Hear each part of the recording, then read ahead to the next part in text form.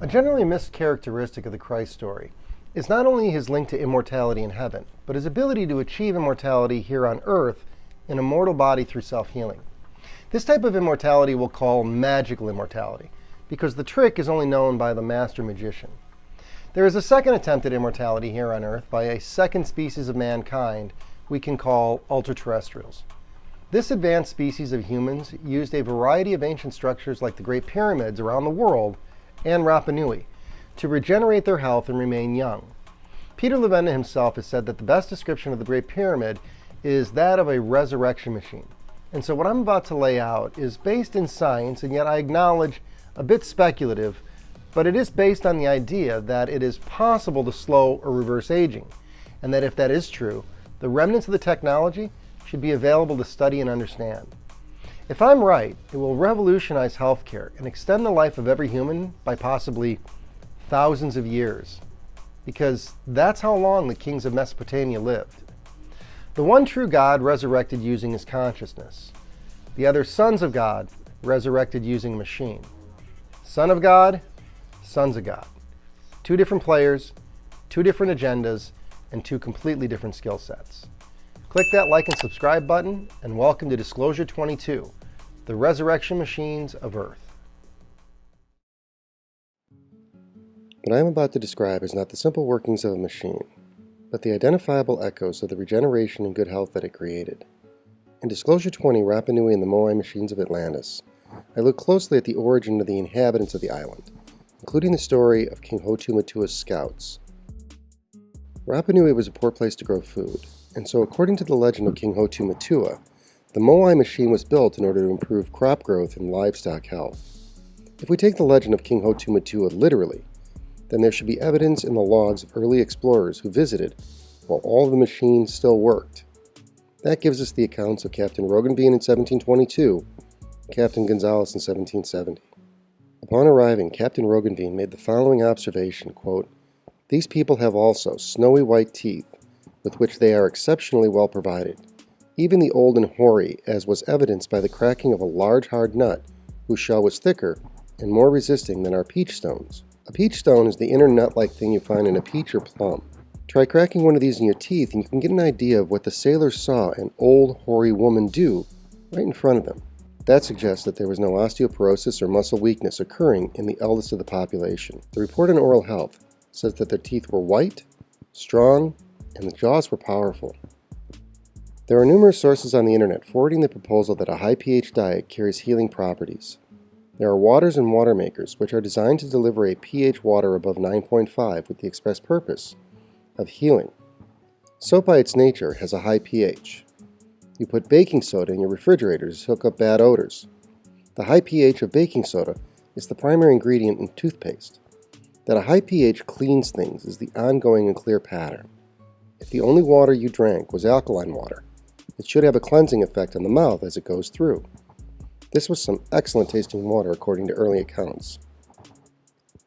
Gonzalez's chief pilot in 1770 also noted the excellent physical health of the islanders. Quote, "The Rapa Nui natives are tall, well-built, and proportioned in all their limbs, and there are no halt, maimed, bent, crooked, luxated, deformed, or bow-legged among them, their appearance being thoroughly pleasing and tallying with the Europeans more than with Indians." This gentleman went through the full list for a reason. No one on the island looked the least bit unhealthy, and that was significantly noteworthy when you consider the state of personal health around the world in the 1700s. Mostly due to legend, anthropologists have proposed that the island experienced a period of civil war and unrest. It is challenging to say that there was never unrest. However, there is a complete and total lack of evidence, as they found in the skulls. Quote, "Overall, most injuries are relatively minor and healed. Blunt force traumas, rounded or oval in shape, to the frontal and parietal cranial bones. Trauma resulting from sharp-edged weapons are rare, and there are only 2 observed cases of healed fractures with obsidian embedded in bone. The island, in at least 2 cases, helped the person to heal right over the embedded obsidian rock. And although they found 11 people with fatal head injuries, they do not believe that was large enough to constitute that a war occurred. Pulling together the first 2 expeditions' early reports on the population, we find the following data. The population was estimated at around 1,000. The population had very few women, and of the women, they saw only 2 or 3 were old, and even the old ladies could crush a nut in their jaw. There were very few children, and those they saw were mostly boys. The lack of women was so notable, it was thought that they must have hidden them out of fear and jealousy. This notion of jealousy runs counter to all the other behaviors reported about the natives. There was no hunger on the island, and food was reported plentiful by Roganveen and Gonzalez. So why such a small population demographic, and an odd one at that? And why were there not more people if they could feed them? The island characteristics likely also prevented easy pregnancy. Cleansing the body of foreign material may have included sperm and even fertilized eggs. And because of the genetic disposition of Hotu-Matua and his clan, that is, the all-male sons of God, if any children were born, they were likely to be male. The Roganveen account reports sailors being coaxed to have sex with the women of the island, though there are no reports of sailors who obliged. This island had trouble with reproduction. It would seem, if we consider the account as outcomes of the machine, then the island retarded aging at the very least and promoted excellent regenerative health as a feature. The question at this point is not whether the island had health benefits. That much was clear, but rather how far these benefits went. There is an odd legend told of King Hotu-Matua, where he kills an evil man that followed him to the island with a spell. The spell was captured and recorded and went like this: spin, spin, fall down, die. King Hotu then calls his adopted daughter, because Atlanteans have trouble conceiving, and in particular girls, and his son-in-law to see that the evil Oroi was dead. Something unusual happens next. Quote, when, however, they put the corpse in the oven to cook it, it came to life again, and they had to take it over to the other side of the island to an ahu called Oroi, and there the corpse cooked quite satisfactorily, and they ate it. The argument that I will make is that we should take this story at face value. It says that areas of the island can resurrect the dead, while other areas have less of an effect. Anthropologists have studied the funeral practices and say that the rite consisted of wrapping the bodies in a vegetable fabric and setting it between 2 flat or Y-shaped sticks. And then they would expose the body, wrapped in the open air inside the ahu until it decomposed. Finally, the bones were washed and deposited in a funeral chamber in the same ahu so that the spirit could reunite with its ancestors. When the machine was working, they just left the body over a field hotspot until the body healed and reanimated. If a tribal chief or another important member of the tribe died, they built a moai. This makes sense in the context that the machine had a defect and someone died. This likely happened because there were very real changes occurring to the island above and below ground. And it's clear that the machine was losing effectiveness over time due to an exhausting of the battery potential within the aquifer below. But as for the healing experienced on the island, we call that specific action resurrection. There is a tradition in the legends, such as the one I shared, of burning and eating people, or cannibalism. This may have been necessary, as the machine may have regenerated any flesh, viable or not. Peter Levenda, co-author of God's Man in War with Tom DeLonge, says the pyramids are most closely described as a resurrection machine of sorts, and has said many times in interviews that it is absurd we die. If we begin with the premise that Levenda is correct and there are resurrection machines, what would be the mechanism and why would it work? Magnetism is the one thing that comes directly to mind. Consider for a moment that if a planet doesn't have a magnetic field, it doesn't have life. The magnetic field doesn't simply provide a protective electromagnetic shield. The field itself is life-giving. Although magnetism is known as a field, it is clear from various experiments and plain observation that the magnetic field is actually made up of a series of cord-like features. These iron filings are aligning along the electromagnetic field lines. These same lines exist in the Earth's magnetic field, and due to Poiki's role in the cataclysm as the navel of the world, these original cords of the Earth's shield remained in the area. I'm going to update my moai machine theory, most of which will build on the existing architecture explained in Cataclysm 22. I correctly identify that Ahu Te Pito Kura, known as Navel of Light, is tied to the alignment of the magnetic field of the delta Y. It does this in concert with Moai Paro, whose belly button is the Rano Kau crater at 230 degrees directly in front of it. Together they recapture the magnetic field line of Rano Kau into the shell left by the cataclysm. This model better explains the 6 moai of the explorers, who look directly west out to sea and are aligned with the solstice, or the 2 days a year where the drag on the magnetic field at sunset would cause the greatest strain on the system. The Moai point inward in the island because they work together to tether the delta Y cords into a new whole connection. If we overlay the island with a delta Y transformer, we can see that the outer coil represents the negative electromagnetic field, or the ground. The inner core, therefore, represents the positive electromagnetic field that is created by the 3 cords of the Earth's shield. Everything outside of the delta Y is negatively charged, including the chlorinated water and the ocean, which was nearly lifeless. Everything inside the delta Y is positively charged, including the fresh water of the aquifer and the airspace above the island. In particular, the people of Rapa Nui lived above an alkaline battery whose water they drank daily and were surrounded within the positive electromagnetic field they describe as mana, which seemed to have reduced or stopped their aging process, and done the same to fertility.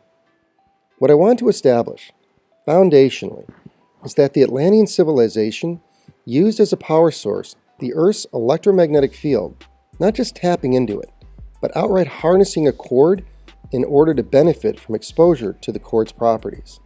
This is what the pyramids did. They tapped into a cord or cords of the Earth's shield. The Great Pyramids of Giza are located in the center of the world's landmass because that was the strongest and most available connection on the planet. Their location allowed for the Earth's magnetic field to be concentrated easily here. These machines operated from sometime after the cataclysm until the Utnapishtim or Noah flood. I'll get to that in a moment. These 3 minor pyramids are aligning the magnetic field east-west, and these 3 pyramids are aligning the fields north-south. The pyramids themselves are designed to act like a delta Y transformer, delta meaning triangle, of which each has 4, and the Great Pyramid has a precise arc in the middle, giving it 8 delta Y. This magnetic field thesis means that the building needed to be perfectly scaled to the size of the field, which sits in direct relation to the size of the Earth. I recently came across the comments of ecologist turned Egypt researcher Alex Whittaker, who remarked on the important ancient accounts of the Great Pyramids, quote, "It is a curious fact that some of the earliest written descriptions of the Great Pyramid make mention of water in or under it." Pliny said that he believed the pyramid was attached to the Nile via a well shaft, and Herodotus' text included a clear reference to the underground cavities and water. In it, he stated that Khufu, to whom the pyramid is attributed, was buried on an island surrounded by water. Buried on an island surrounded by a body of water, with a delta Y transformer activated around him by the magnetic field lines of the Earth. In the same way that every Moai on Rapa Nui sits over a fresh water flow to the ocean, the shaft of the Nile is analogous to conducting charge in a machine. In this model, I'm sure someone can make a more educated guess as to the role the Sphinx played in this machine. There has been discussion about whether the pyramids were surrounded by water, and that seems quite likely. Ancient megalithic sites dot the landscape around the globe in a strange ring. The Earth's magnetic field is a toroidal field, and in a post-cataclysm world, the Atlantean survivors migrated out of Hiva and across the globe, erecting massive structures with their machines along this circular latitude, allowing them to tap into the Earth's core for power. This power also allowed them to benefit from the healing. There are pyramids all around the world, and they were all designed to do the same thing: heal and resurrect. So one might ask about now, why did these machines stop working? Star water. There have been numerous smaller flood events over time, and one major flood captured most religions or legends around the world, such as the Noah or Utnapishtim flood. The cause of this flood was a solar micronova of our Sun around 6,000 years ago, which bathed the Earth in dihydrogen, 2 atoms of hydrogen that merged with the Earth's oxygen in a highly charged upper atmosphere and flooded the planet with new H2O. This electric universe theory is called star water and is based on replicable science. The ice caps didn't so much melt as the water wasn't here. If you think 300 or 400 feet of new water flooding the Earth from a massive solar discharge isn't possible, then you aren't aware of the size of the Sun to the Earth, or the potential discharges it can put out. While there is some dispute between researchers on why Hotumatua migrated, the Starwater theory allows us to merge the stories into a cogent narrative. The Perry-Reese map, created in 1533, shows us with some clarity that the coast of Antarctica was ice-free at some time in the recent past. This is possible because the Earth's shape is actually, as Isaac Newton first pointed out, not perfectly round. Instead, it is an oblate spheroid, a sphere that is squashed at the poles and swollen at the equator. Each successive starwater flood exaggerated the oblate or squashed nature of the Earth, and eventually the Atlantean or Antarctic continent received so little direct sunlight it became consumed in ice on top and eventually overwhelmed by the ocean from below. Around 6,000 years ago, when the Utnapishtim or Noah flood hit, it significantly increased the oblate or squash shape of the Earth and moved the surface orientation of the chords. The chords were quite suddenly moved too far away for many of the machines to continue to work at full strength.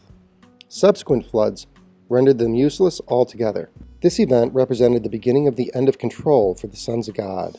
The megalithic stone machines of the Atlantean survivors were designed to run for thousands of years, and yet each broke for the same exact reason: a solar outburst. Once the resurrection machines broke, the sons of God began to age and die just like the rest of us. DNA lineage became the default standard for power. Those who came from the gods had a divine right to rule. It is from this epoch forward that human history begins to emerge as the sons of God lose control. Easter Island gives us some insight into the aftermath of these machines failing. Gonzalez's chief pilot in 1770 also noted that the inhabitants of Rapa Nui were tall, some as tall as 6'6", and yet in 1774, after the machine broke, Captain Cook declared that there were no giant men on the island, as Roggeveen's log had recorded. Gonzalez's chief pilot had documented the exceptional heights in measurement, not estimates. It would seem that those that had the largest body mass must have suffered and died first, as their size was being artificially sustained by the field. As for the teeth Roggeveen observed, recent studies of teeth found in graves from around the time of Roggeveen and Gonzalez forward show terrible tooth decay and not the white teeth described in the log. Was Roggeveen that incompetent an observer to mistake rotten teeth for bright white nutcrackers? Fertility also seems to have kicked back in on the island as well, as the women started getting pregnant and having children just as the island's food production began to dwindle. This combination explains the ecocide that has been proposed by anthropologists. With early population estimates in the 1700s of somewhere between 800 and 1,000 inhabitants, it is noteworthy that the 1862 Peruvian slave raids captured or killed as many as 1,500 Easter Islanders, and at that time, this was considered about half the population. That's a huge change in population in only 90 years or so. Of those that were taken, only 111 returned alive, as no one's immune system had been needed for perhaps 1,000 years or more. No one on the island seemed to have an immune system either, and so they were devastated when the remainder of the population came back and infected them. Pictures of the remaining 200 or so indigenous people on the island, taken by Catherine Rutledge in 1914 or 15, suggest that the only people on the island with any natural immune system were the original survivors from South America identified in Cataclysm 19. None of these people are fair-skinned with curly cinnamon hair, and none of them can be said to resemble a European in the least. Looking at the model for resurrection through this lens, it seems quite possible that a fountain of youth existed somewhere in Florida, a remnant pool of the Cataclysm, no doubt. And as for Stonehenge, it does have that magical shape and celestial alignment. Now doesn't it? Shit's weird, bro. Let me know what you think, and don't forget to click that like and subscribe button, and stay tuned for more cutting-edge disclosure. Peace.